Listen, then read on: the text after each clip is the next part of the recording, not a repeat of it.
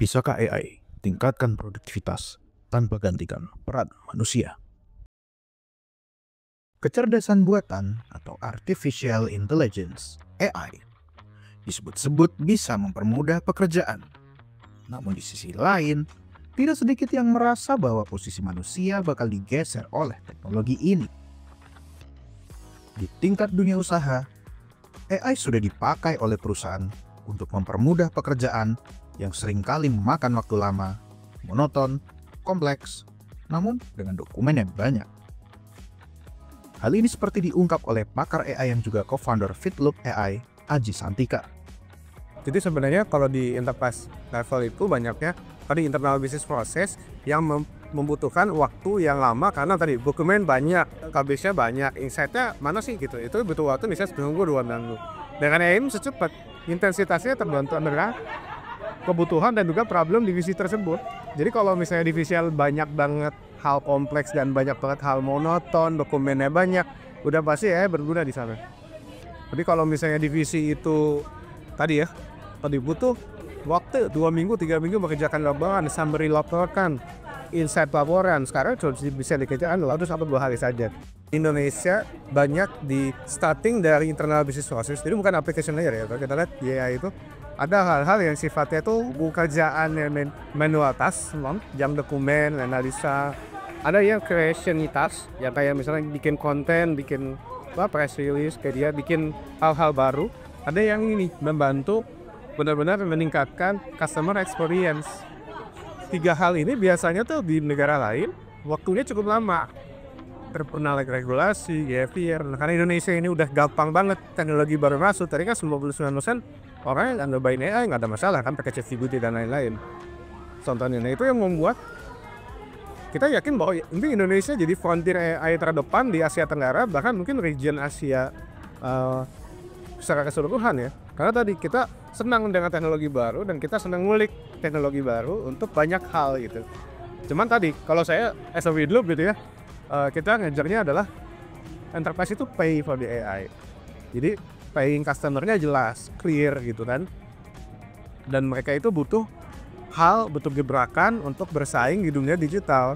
Dan AI adalah salah satu kunci gimana mereka bisa meningkatkan produktivitas di era digital sekarang ya. Timnya lebih mungkin gak usah terlalu banyak bertambah, tapi akan lebih banyak tim-tim yang sekarang diajari, ditambah, equip gitu ya dengan AI spesifik buat kebutuhan mereka. Bicara soal kemungkinan AI bakal menggantikan pekerjaan manusia, Aji mengatakan, keberadaan teknologi kecerdasan buatan malah akan membantu seseorang untuk dapat mengerjakan sesuatu dengan lebih efektif dan produktif. Sementara, bagi perusahaan, AI juga dinilai bisa meningkatkan pendapatan dan produktivitas dengan tetap mempertahankan jumlah pekerja yang ada. Sama kayak teman-teman baru dapat smartphone. Dulu kan kayak dapat smartphone kayaknya bakal menggantikan banyak hal gitu. Tapi dalam waktu hanya 3 bulan, 6 bulan, kita malah bisa memanfaatkan smartphone-nya tadi. Ini juga berlaku ya. Kalau kita lihat peran tes juga gitu ya. Kita lihat justru ini akan membantu manusia-manusianya untuk bisa lebih maksimal. Maksimal dalam apa nih? Bayar belinya jadi lebih maksimal, lebih efektif, lebih produktif gitu kan ya. Dari segi Lazada dia bisa menjual lebih banyak gitu, naikin revenue. Jadi kalau kita selain revenue ya, prinsip kita AI itu ningkatin profit. Kenapa ningkatin profit? SDM resource-nya sama, pakai produktivitasnya meningkat. Jadi ini yang mungkin kunci naikin GDP Indonesia adalah dengan AI, dengan kita demografi, bonus demografi, bayangin kalau bisa di-equip dengan AI, terus kita bisa ngasih impact skalanya global.